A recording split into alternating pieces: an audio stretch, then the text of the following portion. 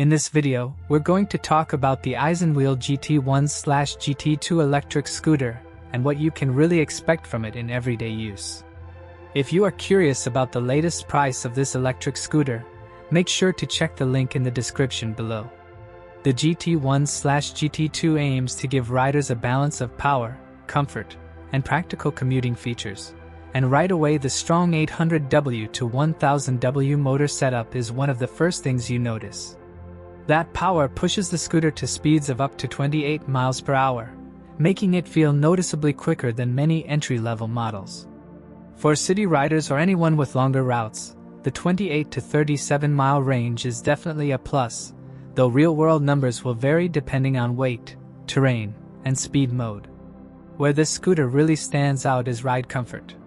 The combination of dual shock absorbers and 10-inch off-road pneumatic tires does a solid job reducing bumps on rougher paths, which makes long rides easier on the body.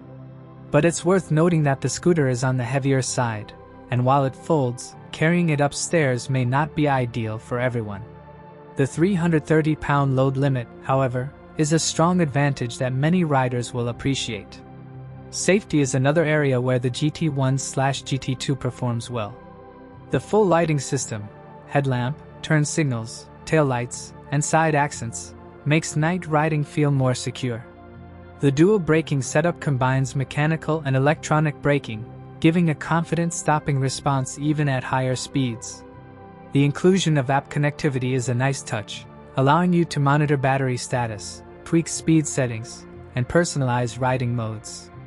Overall, the isinwheel GT1/GT2 delivers a powerful, comfortable, and feature-rich riding experience with just a few trade-offs in portability, making it a strong option for daily commuters and weekend explorers alike.